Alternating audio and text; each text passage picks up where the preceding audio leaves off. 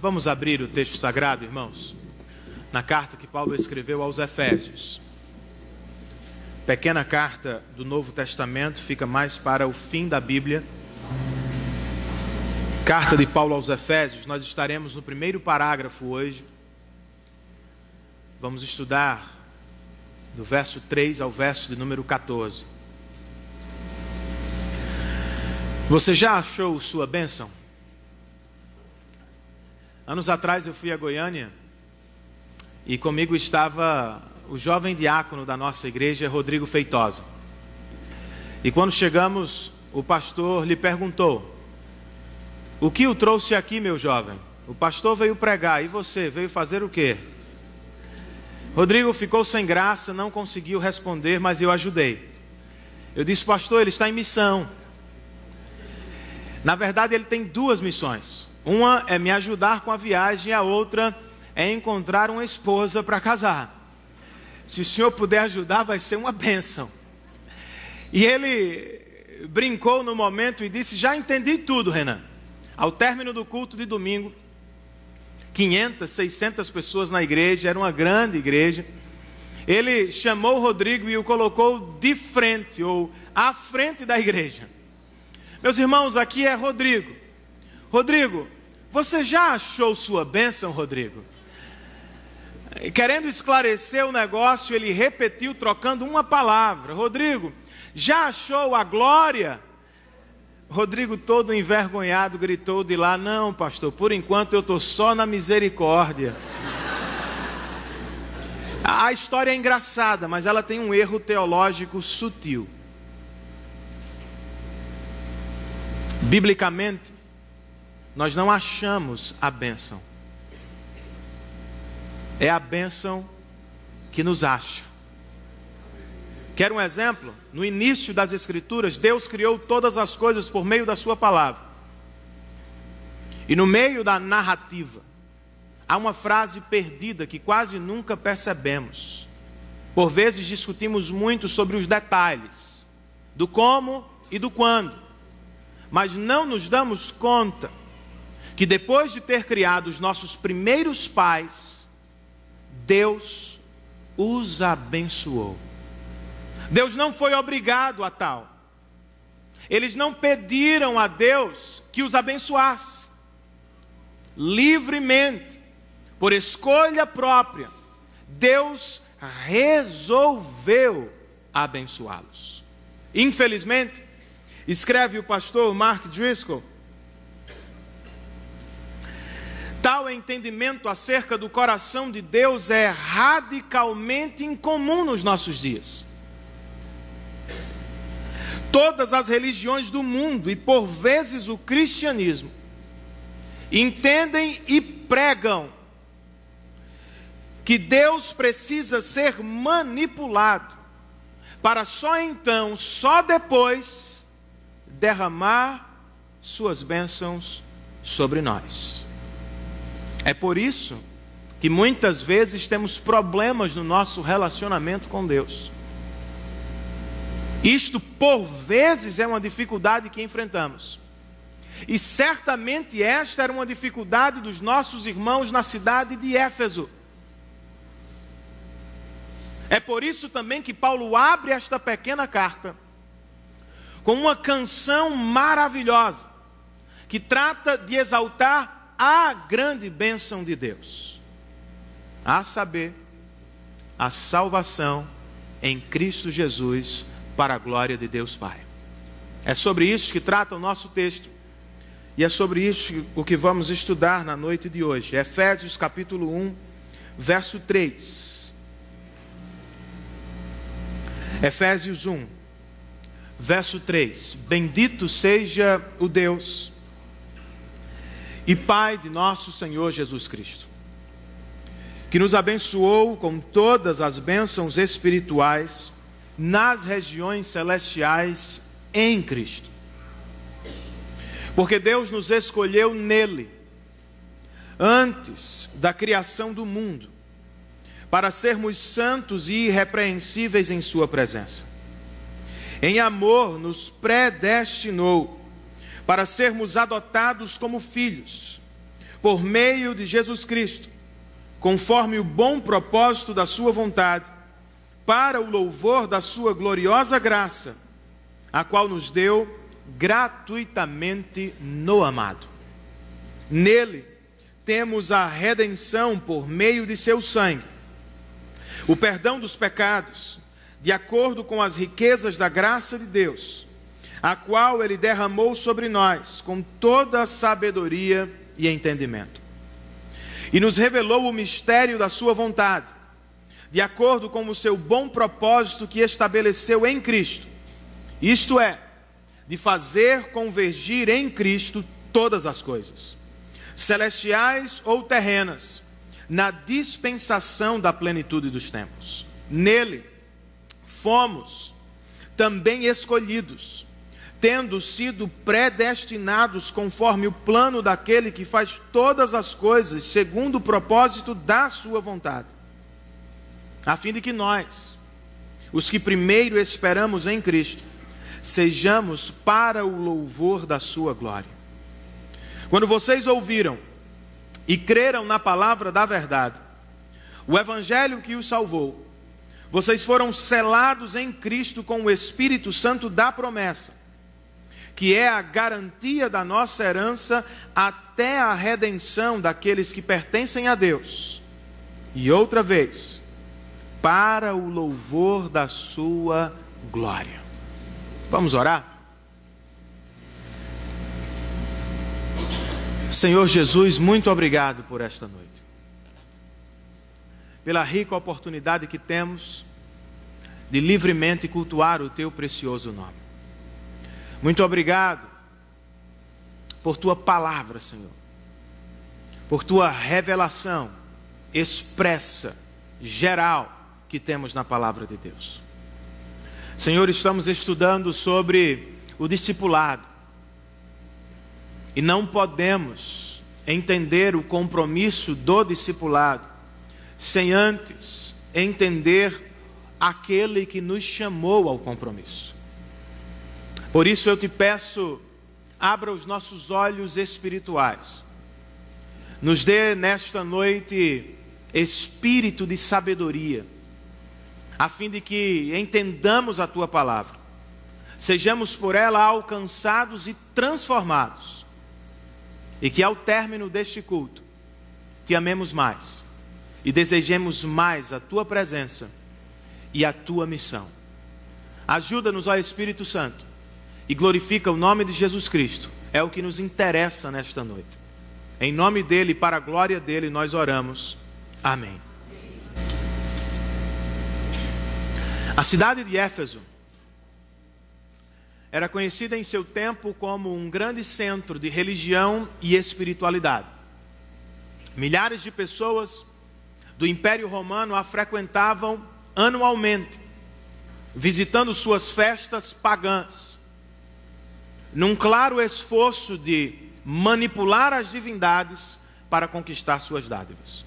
Os primeiros cristãos de Éfeso nasceram neste ambiente pagão e por isso se encontravam perante dificuldades. Os novos cristãos, os novos convertidos, por exemplo, enfrentavam a dificuldade do relacionamento com Deus.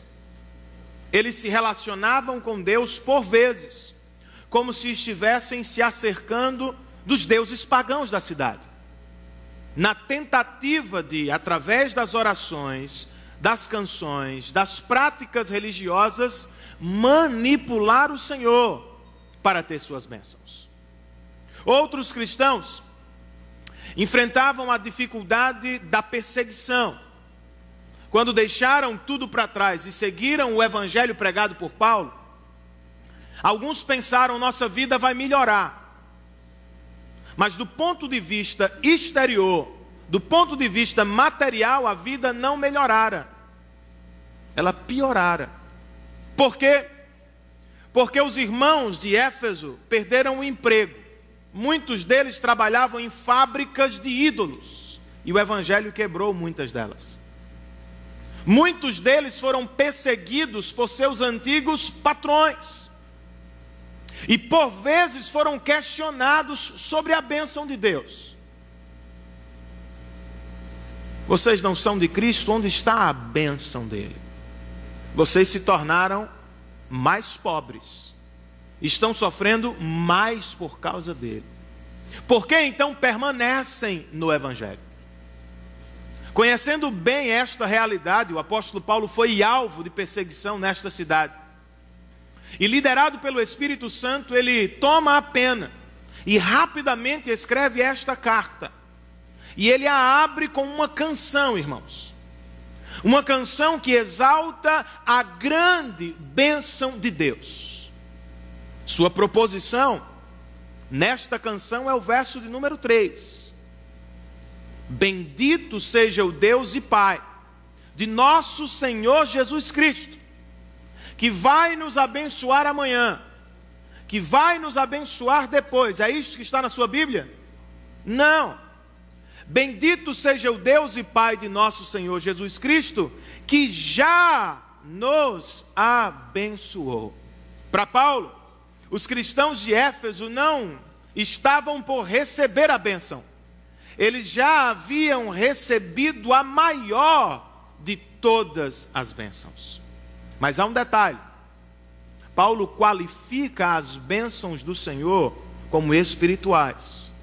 E para não deixar dúvidas, ele as coloca nas regiões celestiais. Com isso ele faz uma diferenciação. Ele não está falando de casa, de carro, de saúde ou de longevidade. Sendo assim, ele pode dizer para o cristão mais rico da cidade e para o cristão mais pobre da cidade a mesma coisa. Ele pode ir ao hospital visitar uma irmã que perde a sua vida através de uma doença, e ele pode ir à casa de alguém saudável e forte e falar a mesma coisa.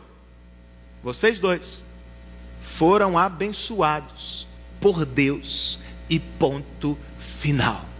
A bênção do Senhor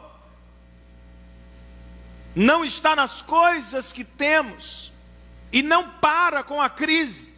Ela permanece sobre os cristãos em todo o tempo, com ou sem dinheiro, com ou sem saúde, com poucos ou muitos anos de vida. De acordo com Paulo, nós somos abençoados. Por que somos, irmãos? Sua proposição nos responde. Não somos abençoados porque obedecemos, porque somos santinhos, melhores, moralistas. Somos abençoados, diz Paulo, com todas as bênçãos espirituais nas regiões celestiais em Cristo, por causa dele, através da obra dele. E isto me leva a dizer, irmãos, que todas as bênçãos que recebemos são decorrentes da grande bênção, a salvação em Cristo Jesus. Como é que explicamos a salvação? Como é que podemos entender a salvação através deste texto? Relembrar a salvação de acordo com a palavra e usando os termos de Deus. 3 respostas a canção de Paulo nos oferece, ou 3 verdades bíblicas sobre a salvação que recebemos, a grande bênção de Deus. E as 3 estão listadas no nosso boletim, se você quiser acompanhar através dele. Como explicamos esta grande bênção, irmãos? De acordo com Paulo, sob a inspiração do Espírito de Deus, em primeiro lugar, a salvação é uma iniciativa soberana de Deus. É o que temos claramente exposto na primeira estrofe desta canção. Por 2 vezes Paulo fala sobre a livre iniciativa de Deus, e por 2 vezes ele nos coloca diante dos objetivos da iniciativa de Deus. Ele começa com quando? Quando foi que Deus tomou esta iniciativa de amar você, de abençoar você? Você acha que foi ontem? Você acha que foi no dia que você se tornou um cristão? Você acha que foi no dia que você foi batizado? Olha o que diz o verso 4. Porque Deus nos escolheu nele. Ontem, antes de ontem, o que é que diz a sua Bíblia? Porque Deus nos escolheu nele, antes da criação do mundo. Antes que você pensasse em existir, antes que você se desse conta por existindo, antes de que você fizesse qualquer coisa, boa ou ruim, boa ou má, Deus, antes de criar os céus, a terra e os animais, muito antes que existisse qualquer coisa fora dele, tomou a iniciativa de pensar em você, de imaginar você, de tornar você objeto do amor dele. O quando da eleição nos lembra que a glória da salvação é dele, do começo ao fim, e que não há mérito nenhum em mim ou em você, até porque o que poderíamos merecer antes da existência. Ele não apenas fala sobre o quando, mas neste verso ele fala sobre o como. Porque Deus nos escolheu nele. Um verso antes ele nos diz: Deus nos abençoou onde? Em quem? Em Cristo. Agora ele diz: porque Deus nos escolheu nele, em Cristo Jesus, antes da fundação do mundo. O nome de Cristo não permite mérito seu ou meu. A glória é dele do começo ao fim. Com que propósito ele fez isso? Qual foi o objetivo de Deus? Porque Deus nos escolheu nele, antes da criação do mundo, para sermos santos e irrepreensíveis em sua presença. Deus não nos criou para a Coca-Cola. Deus não nos criou para o futebol, é bom.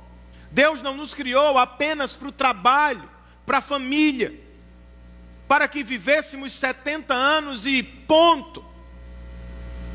Antes que existisse qualquer coisa, Deus era.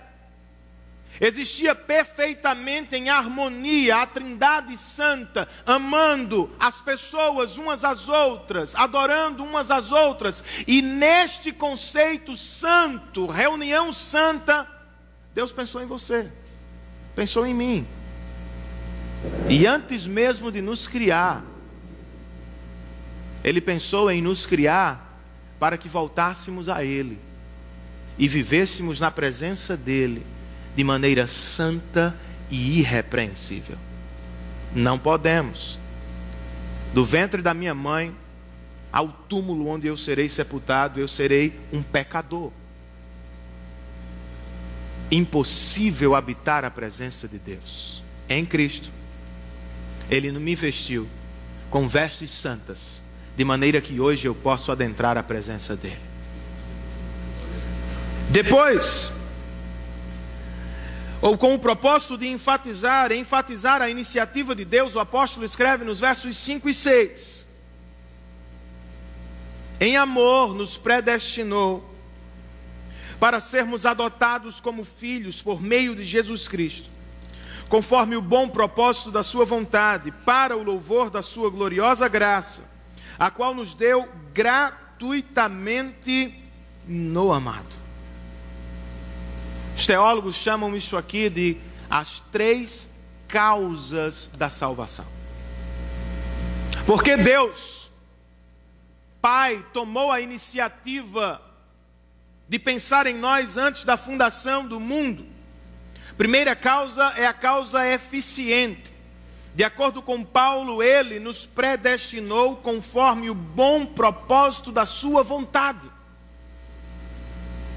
Não foi por nada fora dele. Não foi por nada dentro de mim. Ele não precisou sair do seu ser para encontrar alguma coisa que não tivesse em mim. Dentro dele, segundo a sua própria vontade, por livre e espontânea vontade, ele me tomou para si. Porque assim decidiu fazê-lo. A segunda causa é a material. Qual é a segunda causa? Ou a causa material? É Cristo, irmãos. Porque segundo Paulo, Deus nos predestinou em amor. Isto ele fez por meio de Cristo, de acordo com sua gloriosa graça, que nos foi dada gratuitamente no amado. Terceira causa, causa final. Porque Deus fez isso, tomou a iniciativa antes da criação do mundo, de me tornar objeto do seu amor. Ele o fez, de acordo com Paulo, para que fôssemos filhos adotivos e para que existíssemos para o louvor da sua glória. Uma causa imediata e uma causa que não tem fim. Deus não apenas pensou em nos salvar de algo tenebroso, Ele nos salvou para algo maravilhoso. Ele não nos salvou e nos deixou à deriva. Ele nos salvou e nos trouxe para perto. Ele não nos salvou e nos deixou no deserto. Ele nos salvou e nos trouxe para casa, nos tornando, por meio do seu Filho, filhos adotivos do seu coração. E isto Ele fez para que através de todos os tempos e em todos os cantos da terra, o seu nome fosse cada vez mais conhecido e louvado entre as pessoas. Louvado seja o Senhor por isso. Como é que nós nos apropriamos destas verdades, irmãos? Como é que nós tornamos estas verdades sobre a iniciativa livre de Deus práticas, reais, palpáveis na nossa vida cristã? Eu vou fazer o seguinte movimento nas 3 divisões. Vou usar 2 substantivos: correção e implicação. Vamos tentar corrigir alguma coisa. E depois vamos perguntar como é que vivemos à luz do que sabemos. Primeiro falando sobre esta livre iniciativa de Deus, ou sobre a doutrina da eleição. E especialmente neste ponto, eu estou usando de maneira livre o comentário do Dr. John Stott, quando ele comenta o texto aos Efésios. Algumas pessoas, por exemplo, dizem que a doutrina da eleição é uma mera especulação humana. Já pensou assim? Já ouviu assim? Já criticou a igreja presbiteriana por isso? Provavelmente. Quando eu disse ao meu pai que eu havia me tornado presbiteriano, ele chorou ao telefone. Um batista de 25 anos de carteirinha. Por essa doutrina especialmente, algumas pessoas vão dizer: é uma mera especulação humana. Mas foi na Bíblia que você acabou de ler o termo? Você pode não gostar dele, mas esta doutrina não é fantasia de homem, não. É revelação de Deus. Posso ouvir um glória a Deus por isso? Tome o Antigo Testamento. Foi Deus que escolheu Israel, meu irmão, e não Babilônia. Foi Deus que escolheu Israel e não a poderosa Egito. Foi Deus que escolheu Israel e não a China. Vá ao Novo Testamento. Foi Cristo que escolheu seus discípulos. Foi Ele que chamou um por um e os transformou em apóstolos. De acordo com o Novo Testamento, é Ele quem toma a iniciativa de escolher e chamar pessoas de várias nações, a fim de formar um povo, um novo Israel para si, que agora se chama igreja. Sendo assim, irmãos, você pode não compreendê-la, mas não diga que ela é uma fantasia humana. Ela está expressamente revelada na Bíblia. O que nos cabe? Humildade. Como diz João Calvino, comentando o texto, embora não possamos conceber, quer por argumentos, quer pela razão, como Deus nos elegeu antes da criação do mundo, ainda assim o sabemos, porque Ele mesmo nos revelou a doutrina. Pode não aceitar inicialmente, pode não gostar, pode não entender, mas ela está na Bíblia Sagrada. Uma correção. Segunda, outras pessoas vão dizer que a eleição é um motivo para o orgulho, quando na verdade ela é um incentivo à humildade. Porque Deus nos escolheu, irmãos. Deuteronômio, capítulo 7, o profeta Moisés nos traz uma palavra fantástica. Olha o que ele nos diz: o Senhor não se afeiçoou a vocês, nem os escolheu, por serem mais numerosos do que os outros povos, pois vocês eram o menor de todos os povos, mas foi porque o Senhor os amou e por causa do juramento que fez aos seus antepassados. Longe de sugerir o orgulho, esta doutrina nos esmaga com humildade. Deus não nos escolheu porque éramos bonitos, grandes ou poderosos. Ele simplesmente nos escolheu por amor. Não nos escolheu porque éramos grandes ou fortes, nos escolheu pela graça do seu coração.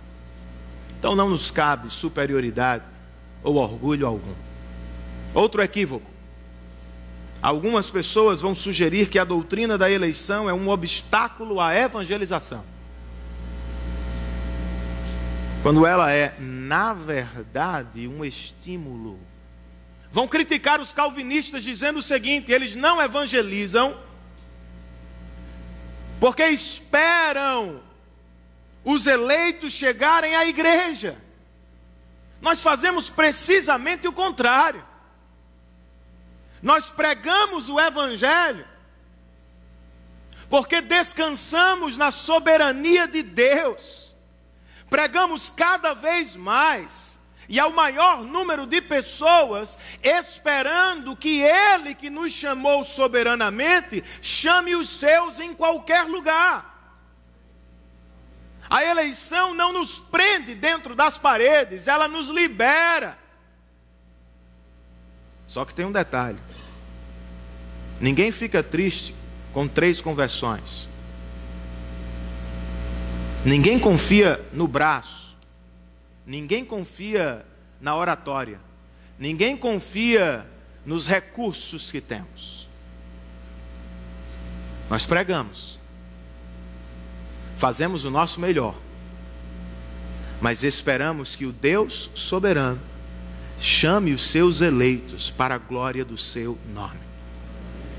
Depois das correções, irmãos, e com elas eu não presumo que vou esgotar as suas dúvidas, mas eu quero que você ao menos reflita sobre elas.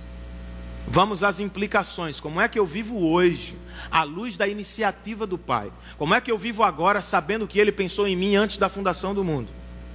De acordo com Paulo, neste texto, nós vivemos hoje como filhos amados do nosso Deus. Paulo diz que Ele nos predestinou para sermos filhos adotivos do Senhor. O pregador batista Charles Spurgeon escreveu algo, e quando eu li, eu disse: será uma bênção compartilhar isso com a igreja. Século XIX, este grande pregador batista calvinista, é bom dizer, um homem ao adotar uma criança, por vezes é movido a isso pela extraordinária beleza da criança, ou por vezes em razão de seus modos inteligentes e propensão a vencer na vida. Contudo, quando Deus passou pelo campo em que estávamos deitados, Ele nada viu em nós que pudesse induzi-lo à adoção. Antes, Ele se deparou com uma criança rebelde, imunda, assustadora e feia. Ele a levou para junto de seu peito e disse: pecaminosa que sejas, tu és formosa aos meus olhos mediante meu Filho Jesus Cristo. Indigna que sejas, eu, no entanto, te cubro com o manto dele, e nas vestes dele eu te aceito como filho para sempre. Geralmente nós não gostamos dessa doutrina porque ela exalta muito a Deus e nada a nós. Antes mesmo de definir o meu pensamento teológico, a partir do próprio texto bíblico, quando eu vi as confusões, eu disse: não, eu vou por aqui. Porque um lado quer dar toda a glória a Deus e o outro fica puxando a glória para si, irmãos. A glória do Senhor, Ele que merece louvor e honra e adoração por nossa salvação. Mas Ele não nos salva apenas de algo terrível, uma eternidade de sofrimento. Ele nos salva para algo maravilhoso. Hoje, nós somos filhos e filhas de Deus, pela graça dEle. Como é que vivemos hoje à luz da iniciativa do Pai? Vivemos, irmãos, como filhos adotivos santos. A santidade cristã é tanto posicional quanto prática. Eu vou explicar. Eu não sou santo. Pergunte à minha esposa. No dia dos namorados, eu comprei uma rosa. Não foi? Graças a Deus por isso. No ventre da minha mãe, eu não era santo, irmãos. Eu não sou santo agora diante de vocês. Eu jamais serei plenamente santo do lado de cá.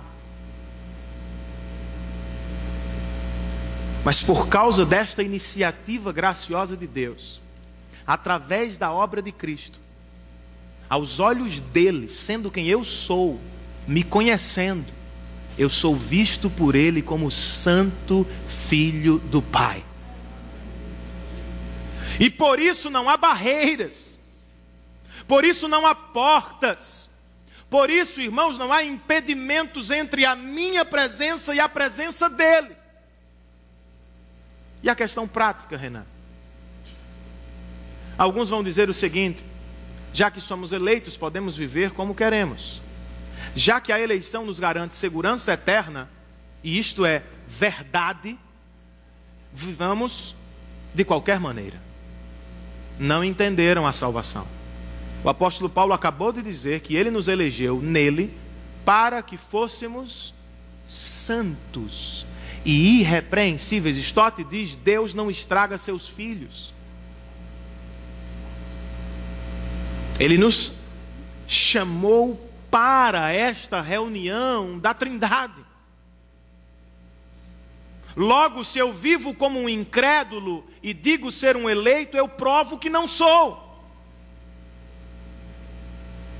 Mas se tenho prazer em agradar a Deus por Deus, se tenho prazer em levar uma vida santa e digna por causa dEle, em resposta a Ele, ainda que eu tenha dúvidas, eu provo que sou eleito para a glória de Deus Pai. Outra implicação, irmãos, é o louvor. Por causa da iniciativa de Deus, nós devemos louvá-lo sempre. Por quê? Porque queremos as suas bênçãos? Não. Porque nós já as temos todas em Cristo Jesus. Por que devemos louvá-lo? Porque podemos escolher fazê-lo ou não? Não. Porque Ele por graça e misericórdia, nos escolheu antes da criação do mundo. Outra vez eu cito o reformador João Calvino, quando em seu comentário ele escreve: nenhuma doutrina é mais útil e proveitosa quando utilizada de forma adequada e sóbria, conforme Paulo exemplifica aqui, ao apresentá-la como uma ilustração da munificência de Deus, com o propósito de nos estimular à gratidão ao Pai. Se eu pensasse mais nessa doutrina, eu adoraria mais. Porque antes de tudo, só não antes dele, ele já pensava em mim, me fez objeto do seu amor para sempre. Como é que nós explicamos a salvação, ou como é que Paulo faz isso nesta canção, irmãos? Depois de nos dizer que a salvação é uma iniciativa de Deus Pai, o apóstolo agora nos diz que a salvação é uma conquista amorosa de Deus Filho. A salvação não é apenas uma ideia pensada, arquitetada na eternidade passada. Ela se materializou, se tornou carne, viveu entre nós, se aproximou do pecador onde ele estava. Cristo Jesus. O apóstolo Paulo primeiro nos apresenta o aspecto presente da salvação, ou da conquista de Cristo. Versos 7 e 8, o texto diz: nele temos a redenção por meio de seu sangue, o perdão dos pecados de acordo com as riquezas da graça de Deus, a qual ele derramou sobre nós com toda sabedoria e entendimento. Outra vez as três causas, agora em uma ordem ligeiramente diferente. Qual é a causa material da nossa salvação, irmãos? Cristo. De acordo com Paulo, alguém derramou sangue, alguém pagou um alto preço por nossa redenção. O Dr. John Stott explica o termo assim: redenção significa livramento mediante o pagamento de um preço, e é aplicada especialmente no resgate de escravos. Esta imagem nasce no Êxodo, quando o povo de Israel era escravo de Faraó.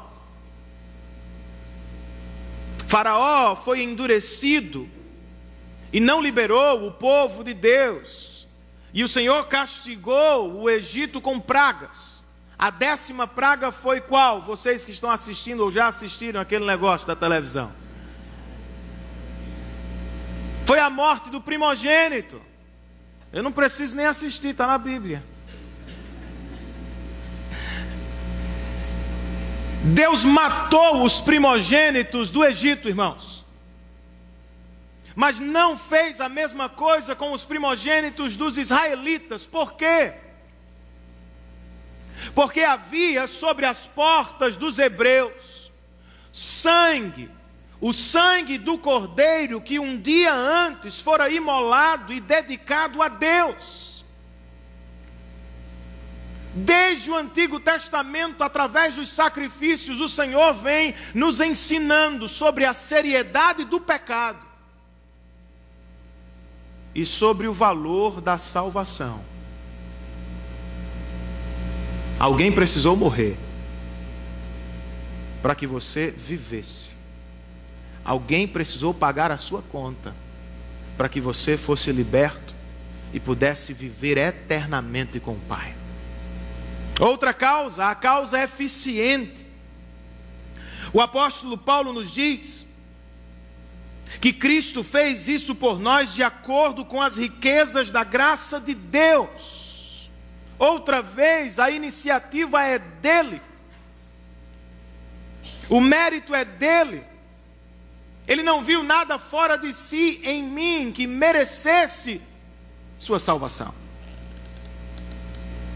E qual é a causa final, irmãos? perdão dos pecados. O apóstolo nos diz que ao sermos redimidos, a nossa conta é aniquilada. Em outro lugar, ele diz que a escrita de dívida que era contra nós, Colossenses, foi rasgada na cruz do Calvário, de maneira que hoje os nossos pecados, passados, presentes e futuros, estão resolvidos por Cristo Jesus. Com isso, Stott nos diz que a redenção nos traz um mais e um menos. Ela nos oferece a livre presença de Deus, e ela tira dos nossos ombros o peso do pecado e da culpa. Do aspecto presente da redenção do Filho, o apóstolo agora olha para frente, para o futuro. Versos 9 e 10. Paulo diz: e nos revelou o mistério da sua vontade, de acordo com o seu bom propósito, que ele estabeleceu em Cristo. Qual é o mistério, qual é o propósito? De fazer convergir em Cristo todas as coisas, celestiais ou terrenas, na dispensação da plenitude dos tempos. Em Efésios, especialmente no capítulo 2, o mistério sobre o qual Paulo fala tem um aspecto presente. Em Cristo ele jogou a barreira racial por terra, juntou judeus e estrangeiros e formou com pessoas de todas as nações um novo Israel, a igreja do Senhor. Isso é um mistério. Mas aqui o aspecto da redenção é futuro. Paulo está dizendo que todas as coisas vão convergir para Cristo, coisas na terra e coisas no céu. Todos os governos, toda a criação, todos os homens, tudo que já foi criado vai se voltar para Ele, e em breve vai viver sob o seu domínio e liderança para sempre. Por agora, nós já temos um vislumbre disso, porque a igreja já está sob a liderança e domínio de Cristo Jesus. É o que ele nos diz nos versos 11 e 12. Nele fomos também escolhidos, tendo sido predestinados, conforme o plano daquele que faz todas as coisas, segundo o propósito da sua vontade, a fim de que nós, os que primeiro esperamos em Cristo, sejamos para o louvor da sua glória. Ele repete a ênfase na eleição. Ele quer que eu e você entendamos isso. A obra é de Deus. Os primeiros e os últimos são salvos por Ele. Os brancos e os negros são salvos por Ele. Os ricos e os pobres são salvos por Ele. Todos são salvos pela graça de Deus revelada em Cristo Jesus. Mas Ele também quer, irmãos, que percebamos o fator presente à luz do futuro. À luz do que vocês sabem, vocês devem viver hoje, para o louvor da glória dEle. Outra vez, como é que nos apropriamos destas verdades? Sobre a redenção amorosa do Filho, ou a conquista amorosa do Filho. Os dois movimentos, os dois substantivos, correção e implicação. Vou começar com algumas frases conhecidas e que por vezes nós usamos, tá? Algumas pessoas usam frases do tipo: eu aceitei Jesus, eu entreguei minha vida a Jesus, eu convidei Jesus para entrar no meu coração. Não me entendam mal, eu não quero ser o detetive do Evangelho, o policial da fé reformada. Há alguma verdade nestas frases, mas há também um erro, que pode ser facilmente percebido na ordem dos pronomes que usamos. Tudo começa com eu. eu aceitei Jesus, eu convidei Jesus, eu me entreguei a Jesus. Precisamos ter cuidado, esta linguagem não é bíblica, é enganosa. Ela pode nos dar a impressão de que somos salvos porque fizemos alguma coisa por Ele.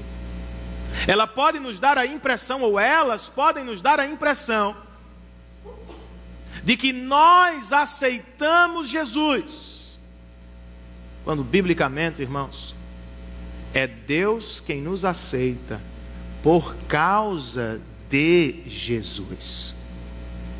Não somos salvos pelo que fazemos, somos salvos pelo que Ele fez por nós na cruz do Calvário e ponto.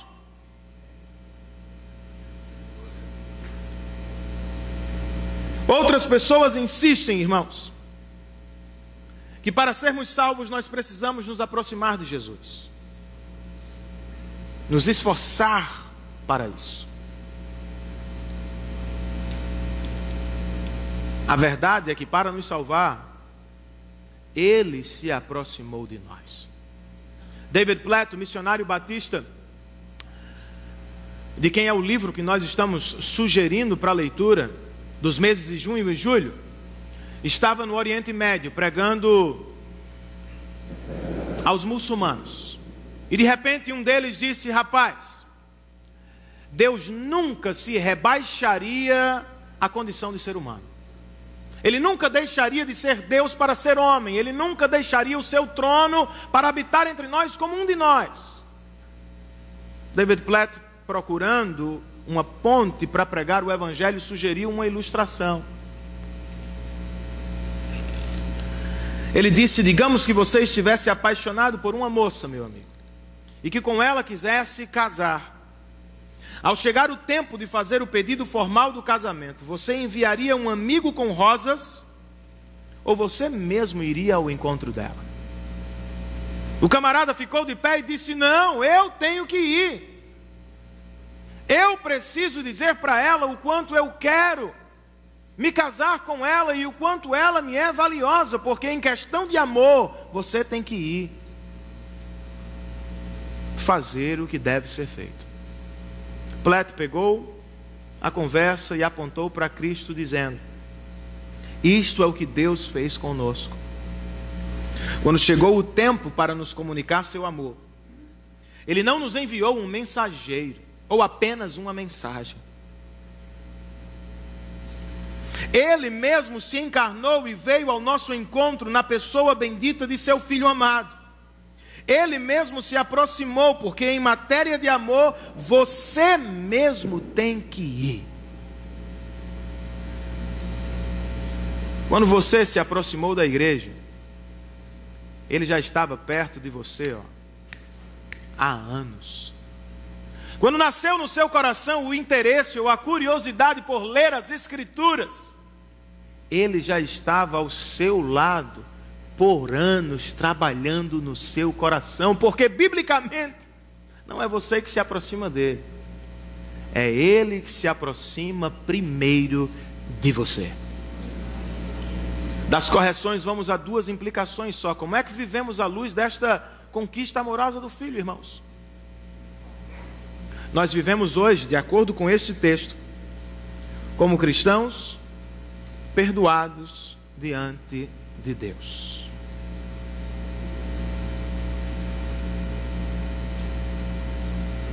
Eu já contei antes, vou contar hoje porque eu acho muito interessante, guardando algum cuidado. Mas um sacerdote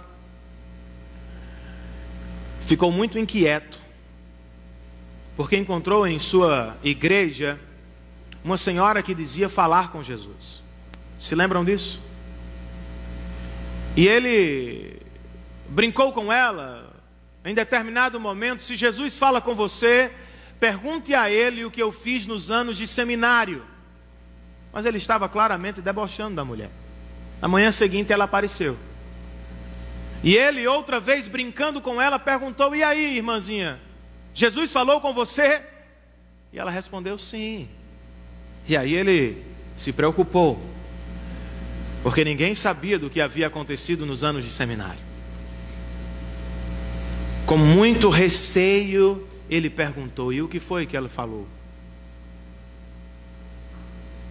Carinhosamente, aquela irmã disse: Jesus me disse que não lembra mais do que você fez.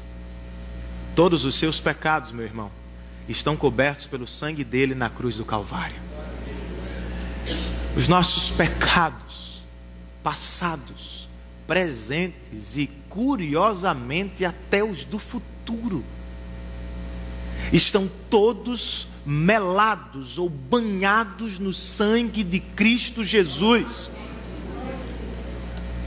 E isto me diz que eu posso entrar na presença dele sempre, com muitos ou poucos pecados. Isto me conforta o coração quando eu estou em uma maré baixa e não sou tão espiritual. Eu não preciso fugir dele, porque ele me salvou em Cristo Jesus e em Cristo perdoou todos os meus pecados. Eu vivo como um cristão perdoado, porque eu confio no que ele fez por mim na cruz do Calvário. À luz desta doutrina da salvação, e mais especificamente da conquista amorosa do Filho, como vivemos hoje, nós vivemos como adoradores confiantes. O sangue de Cristo me autoriza à presença de Deus. Eu posso livremente, a qualquer hora e em qualquer lugar, me acercar do trono de Deus.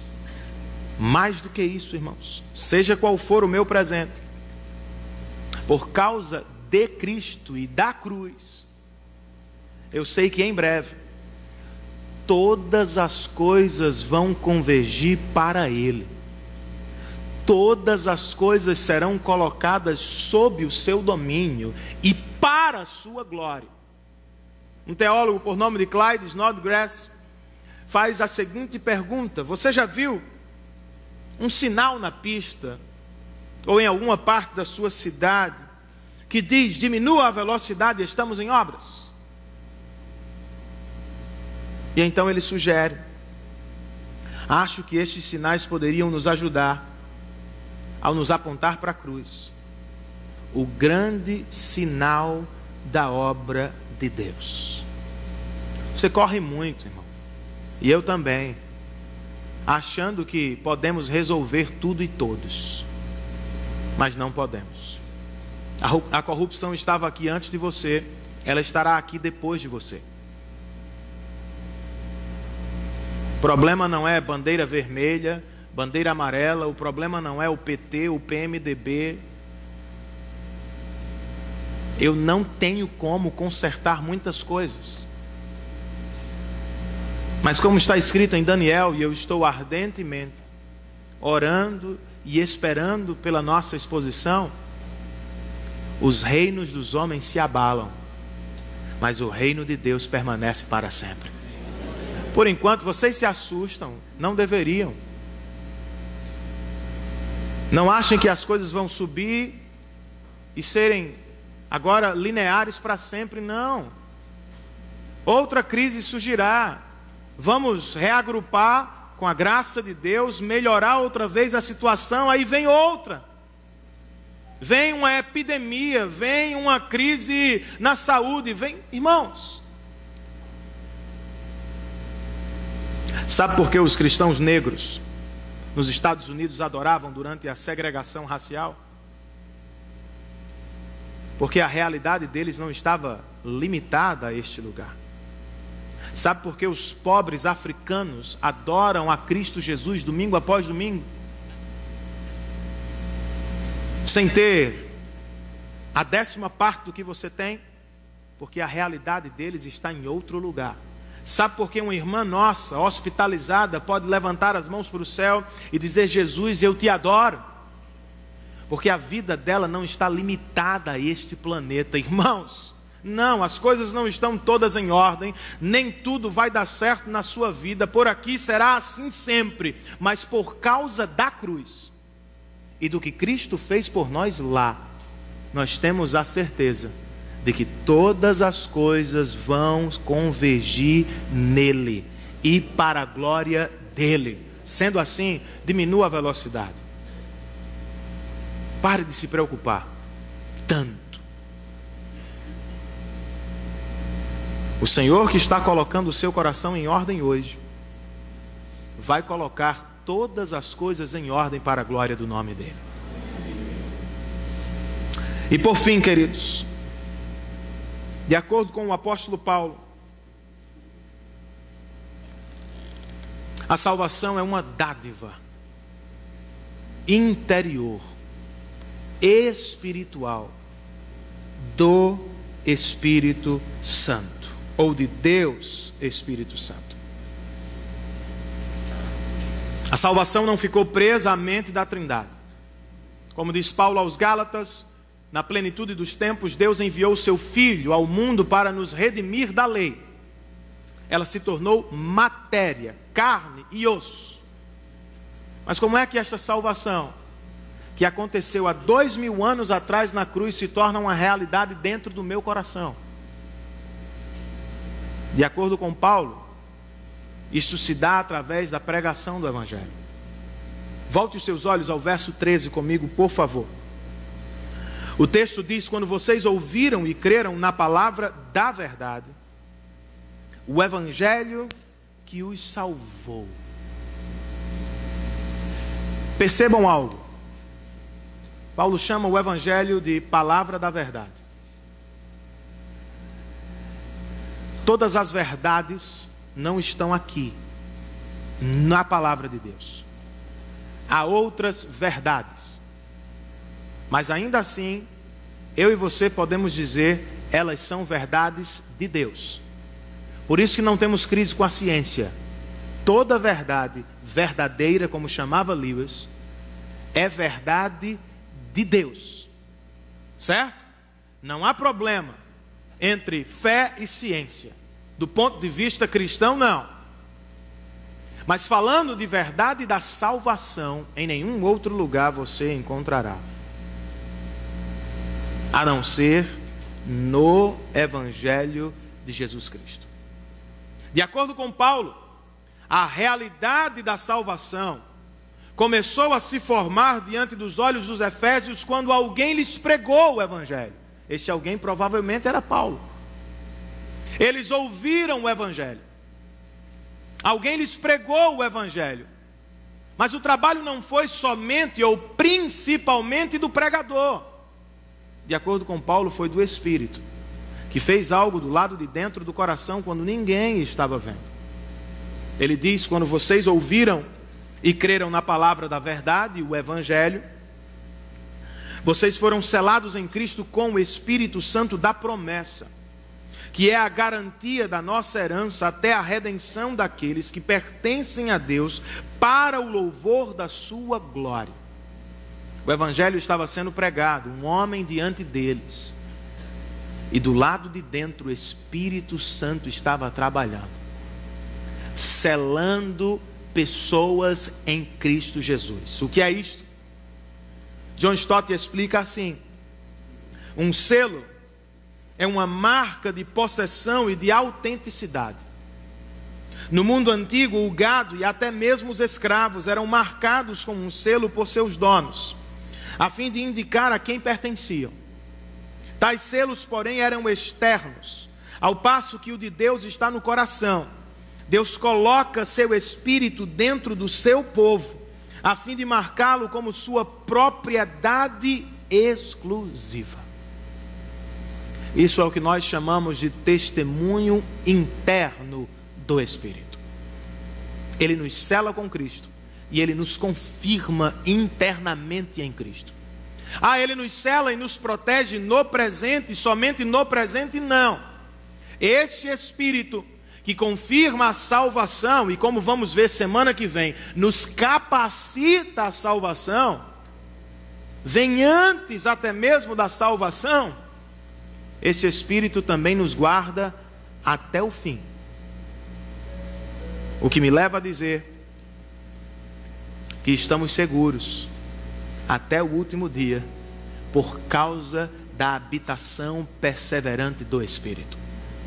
O reformador João Calvino explica assim: A metáfora é tomada por empréstimo das transações que são então confirmadas pela entrega de uma garantia, para que não se deixe qualquer espaço a uma mudança de intenção. Daí, ao recebermos o Espírito de Deus, temos as promessas dele confirmadas em nós, e não somos assaltados pelo receio de que ele volte atrás. Não que as promessas de Deus sejam por natureza débeis, mas porque nunca descansaremos nelas confiantemente, enquanto não tivermos a corroboração do testemunho interno do Espírito. Ele nos sela e nos guarda até o último dia. Com que propósito, irmãos? Pela terceira vez, Paulo volta à mesma frase: para que vivamos hoje para o louvor da glória de Deus.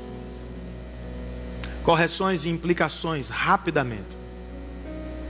A participação humana na salvação. Eu sei que já são 8 horas. Se você tiver algo melhor para fazer, fique à vontade. Eu não entendo e não acho que há alguma coisa melhor para a gente fazer hoje, no dia do Senhor, do que estar diante dele ouvindo a sua palavra. Mas fiquem à vontade, eu não ficarei chateado. Eu vou terminar o que o Senhor me deu, certo? Isso pode garantir sua salvação, o seu despertamento espiritual hoje. A participação humana na salvação, algumas pessoas insistem que sim. E elas falam isso a partir da lógica externa da nossa vivência. Dizem que nós temos um livre-arbítrio e que podemos escolher entre uma coca e um suco, o que eu tenho me esforçado muito para fazer. É difícil. Eu espero que no céu a coca seja santificada, mas por aqui o negócio é brabo. Olhando a partir do que observam, os homens dizem: nós podemos aceitar ou rejeitar a graça de Deus, porque temos o poder da escolha. Nós temos algum arbítrio, mas de acordo com as Escrituras, a linguagem é outra.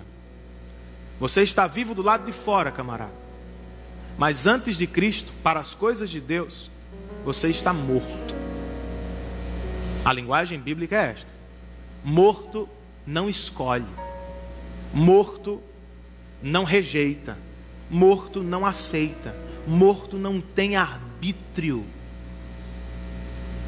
Esta é a linguagem das Escrituras.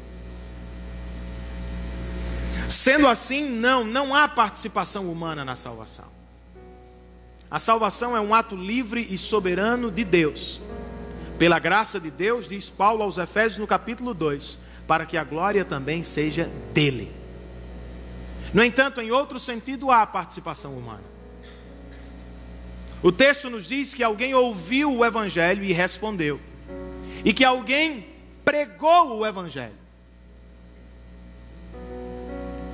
A regeneração interior, que vamos estudar semana que vem, é obra do Espírito. É Ele quem ressuscita o morto e que o capacita a ter fé em Cristo e a viver em arrependimento. É obra do Espírito. Mas, por assim dizer, Ele conta conosco. Alguém precisa pregar o Evangelho, e alguns vão responder ao Evangelho. Aos cristãos, preguemos o Evangelho e deixemos os resultados nas mãos do Espírito Santo. Aos não cristãos, respondamos do lado de fora ao Evangelho e confiemos que o Espírito está trabalhando no nosso coração. Outra pergunta importante, irmãos. Você já fez esta pergunta: quando recebemos o Espírito Santo? Com todo respeito aos meus irmãos pentecostais, eu acho que há um equívoco na doutrina pentecostal do Espírito Santo. Porque eles dizem que o Espírito Santo é uma segunda bênção de Deus, que precisa ser conquistada por nosso esforço. Mas em nenhum lugar da Escritura, nem neste texto eu vejo assim. O Espírito Santo de Deus nos é dado na salvação. Na verdade, como vamos estudar semana que vem, antes dela. Porque é o Espírito Santo que nos ressuscita para a salvação. Você primeiro nasce de novo, e então tem fé. Nasce de novo, e então se arrepende. Não tem como fazer isso antes. E você só faz isso porque disse Jesus a Nicodemos: você nasce de novo pelo Espírito Santo. Então eu discordo deles. Biblicamente falando, nós recebemos o Espírito Santo ainda antes da salvação. Mas eu não discordo deles completamente no que diz respeito à vida prática com o Espírito Santo. Não concordo com a frase: o Espírito Santo é uma segunda bênção. Mas não discordo quando eles nos chamam a buscar a Deus por dádivas do Espírito Santo. Concordo com Martin Lloyd Jones, que no século passado disse: não, o Espírito Santo não é uma segunda bênção, ou não tem uma segunda bênção, tem 10.000 bênçãos decorrentes e posteriores à salvação. Concordo com o Dr. John Stott quando ele fala: não, recebemos o Espírito Santo na salvação, mas depois dela vivemos enchimentos do Espírito Santo muitas vezes ao longo da caminhada, porque naturalmente enfraquecemos. Precisamos de avivamento e despertamento do Espírito Santo. Não fosse assim, o mesmo apóstolo não nos diria no capítulo 5: não vos embriagueis com vinho, mas enchei-vos do Espírito Santo. Não concordo com a dádiva do Espírito Santo ser posterior à salvação, mas concordo, irmãos, que devemos buscar a Deus por todas as dádivas do Espírito Santo. Implicações: como é que vivemos à luz do que o Espírito Santo faz e fez por nós? Nós vivemos hoje, irmãos, para a glória de Deus. E eu quero citar aqui o texto, o parágrafo final de John Stott na íntegra, porque eu acho que ele é muito importante. Quando ele termina de comentar este parágrafo de Efésios, ele escreve o seguinte: esta conversa cristã entra em choque violento com o antropocentrismo e o egocentrismo do nosso mundo. O homem caído, aprisionado no seu próprio ego minúsculo, tem uma confiança quase ilimitada no poder da sua própria vontade e um apetite quase insaciável pelo louvor da sua glória pessoal. Mas o povo de Deus, pelo menos, já começou a ser virado pelo avesso. O povo de Deus, ou a nova sociedade de Deus, tem novos valores e novos ideais. O povo de Deus é a possessão de Deus, que vive pela vontade de Deus e para a glória de Deus. Esta citação me leva a dizer o seguinte: eu não provo que tenho o Espírito, como alguns pensam, quando revelo dons, quando falo em línguas, quando toco guitarra, quando toco bateria, ou mesmo quando prego. Os demônios copiam muito bem os dons. Pessoas não cristãs falam obviamente melhor do que eu. Há milhares de músicos maravilhosos no mundo que não são cristãos. Eles foram agraciados com Deus, ou por Deus, com dons. Não são os dons que comprovam a habitação do Espírito, irmãos. É o fruto. O diabo copia o dom, mas não tem o fruto. O incrédulo tem dom, mas não tem fruto. Quer saber se você é salvo? E você deveria se preocupar com isso? Quer saber se você foi selado pelo Espírito Santo de Deus? Pare de olhar para o que você sabe fazer. Olhe para dentro. E se pergunte seriamente: eu vivo para Deus? Ou eu vivo para mim mesmo? A minha maior ambição é o prazer do meu umbigo? Ou é a glória do nome de Jesus Cristo? Por que é que eu existo? pelo meu nome, pela minha glória pessoal, ou pelo nome dele e para a glória dele. Só o fruto prova, irmãos, porque isto é um milagre que eu não conseguiria viver não fosse a obra de Deus. Naturalmente, como diz um pastor presbiteriano, nós somos apaixonados pelo nosso ego. Vivemos por causa dele em muitos momentos e nos prostramos diante dele. Viver para qualquer outra pessoa que não você já é difícil. Colocar os seus interesses em segundo lugar diante do seu esposo e filhos, por melhores que sejam e por mais amados que sejam, já é difícil. Agora viver todo dia,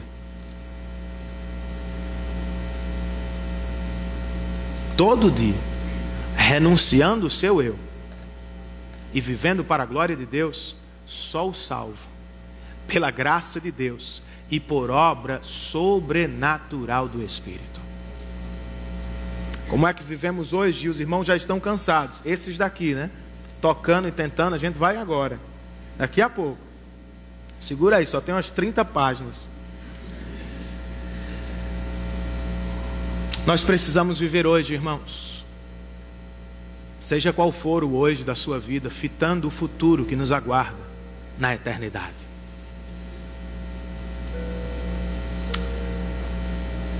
Eu acho que uma das piores frustrações da vida é ser abandonado diante do altar do casamento. Espero que isto não tenha acontecido com você, jamais aconteça com você. Mas se aconteceu, não é a pior coisa do mundo, é terrível, mas não é a pior coisa, e eu vou lhe dizer por quê. O noivo que vai durar para sempre jamais faria isso com você. Ele veio a este mundo, morreu e ressuscitou por nós, e antes de partir disse o seguinte: eu não lhes deixarei órfãos, eu enviarei o Consolador, o Espírito Santo, e ele estará com vocês até o último dia, de acordo com Paulo, como selo e garantia de que ele voltará para nos buscar. Eu não posso viver, irmãos, preso a este mundo. Ele não é o único que existe. Na verdade, ele está em decadência. E o Espírito Santo dentro de mim me comunica que há algo melhor que me espera. Algumas pessoas não vão me valorizar como eu quero. Outros vão me pisar como eu não quero. Alguns serão deixados no altar. Mas se você fizer de Cristo o noivo da sua vida, ou reconhecê-lo assim, tenha certeza, ele voltará para buscar você. E é com ele com quem você vai morar para sempre. Você já achou sua bênção? Rodrigo já. Até agora está firme. Espero que dê certo, né, Rodrigo? Mas lembremos-nos deste erro sutil. Biblicamente não achamos a bênção. É a bênção que nos acha. Mas de que bênção você acha que eu estou falando? De que bênção você está pensando ou falando? Certo pai, que passava a maior parte do tempo viajando, tinha o costume de, quando chegava em casa, ele decidia levar seus filhos ao shopping center. E em uma dessas visitas ele repartiu com os meninos uma soma de dinheiro e disse: vão comprar o que vocês quiserem. Os dois maiores correram para a loja de brinquedos. A menina menor ficou ao lado dele e não arredou o pé. Ele disse: filha, vá comprar sua boneca. E ela ficou ao lado dele. Ele insistiu e ela não foi. Ele se curvou e perguntou: qual é o problema? Você não quer brinquedos? Ela disse: pai, não quero brinquedos. Eu quero você. Eu quero o seu abraço, eu quero a sua presença, eu quero caminhar com você. Isso tem uma aplicação, obviamente, às nossas famílias. Mas é uma ilustração, irmãos, da maior bênção que Deus tem para nós. Eu sei que Ele tem derramado sobre você muitas bênçãos: casamento, filhos, trabalho, realizações, conquistas. Glória a Deus por tudo. Mas não se engane, nenhuma delas se compara à grande bênção, o próprio Deus. É por isso que eu digo que a salvação é a maior bênção de Deus, porque ela nos leva de volta ao próprio Deus. Se você foi alvo do Evangelho, se está sendo agora, tome um tempo para render graças ao Deus que pensou em você antes da fundação do mundo. Durma com esse barulho. Ele pensou em mim antes da fundação do mundo. Tire alguns minutos agora para responder ao Cristo que perseguiu você com amor leal e que se entregou na cruz do Calvário a fim de arrebatar sua vida do inferno. Dê graças a Deus pelo Espírito Santo, porque você estava muito longe e Ele já estava perto de você, trabalhando no seu coração, transformando o seu coração e o arrastando pela graça ao altar do Salvador. Vamos ficar de pé. Vamos adorar o Senhor.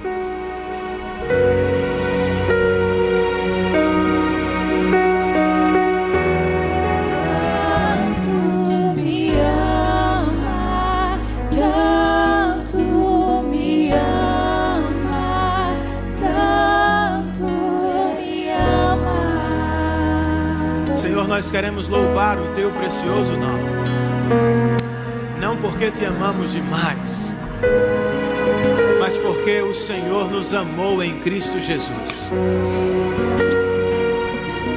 Ah, Senhor, eu sei que eu sou limitado, mas a parte de mim, toma a Tua palavra e a penetra nos nossos corações. Senhor, abre os olhos do nosso coração hoje.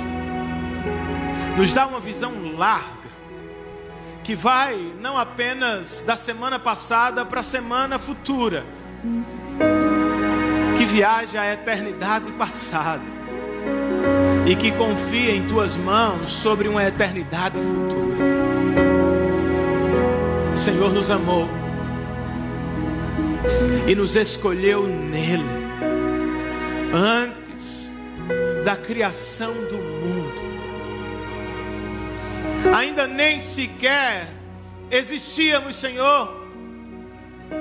Não éramos objetos do amor de seu ninguém do lado de cá. Por livre e espontânea graça, o Senhor se afeiçoou de nós e nos tornou objetos do Teu amor eterno. Não merecemos isso, Senhor.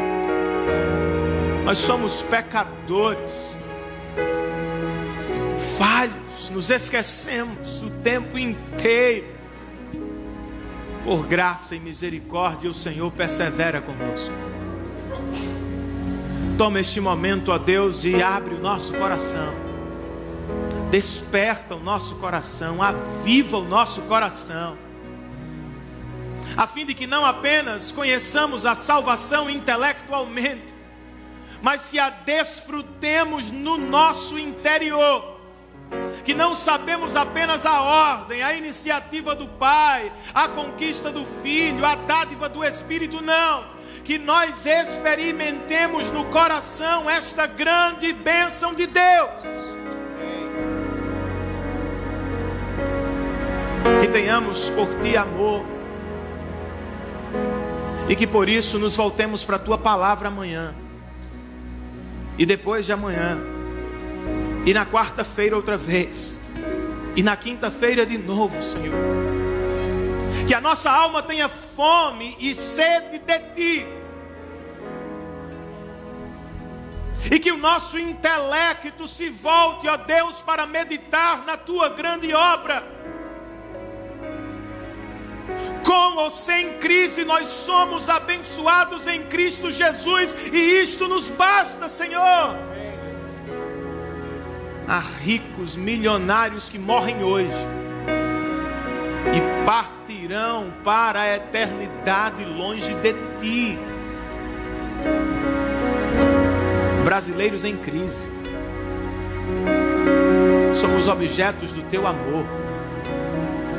Com muito ou com pouco, nós queremos nos alegrar em Cristo Jesus. Nos dá gozo espiritual, Senhor. Espírito Santo, faz por nós o que nós não podemos fazer por nós mesmos. Não podemos nascer de novo, e por vezes não sabemos como orar. Não temos força para ler a Bíblia. Por vezes a achamos difícil. Estamos cansados.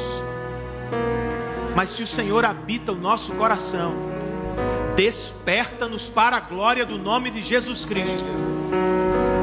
Que o sono nos deixe, que o entendimento chegue à nossa mente, e que não haja nenhum outro prazer comparado a ler e conhecer a Tua palavra.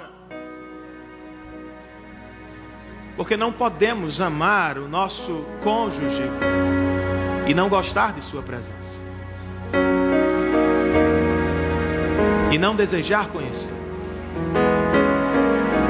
Muito mais contigo, Senhor. Nos dá esta dádiva, Espírito, a salvação, o entendimento dela e a maravilha dela. Senhor, leva-nos em paz aos nossos lares e nos dá uma semana cheia desta bênção. E nos reúna outra vez na terça para orar, na quinta, quem sabe, nos lares para conversar e estudar a Tua palavra de novo. E que dia após dia o Senhor nos desperte para esta realidade, em nome de Jesus. Que o amor de Deus Pai, que pensou em nós na eternidade passada, que a graça salvadora e fortalecedora de Cristo Jesus, que nos conquistou para si de maneira maravilhosa, a comunhão, o poder e a presença do Espírito Santo de Deus, que nos habita e nos renova hoje, sejam sobre todos nós, hoje e sempre. Todos nós dizemos a uma só voz: amém e amém. Que Deus nos abençoe, queridos, em Cristo Jesus. Falemos uns com os outros e saiamos daqui sob a bênção do Senhor.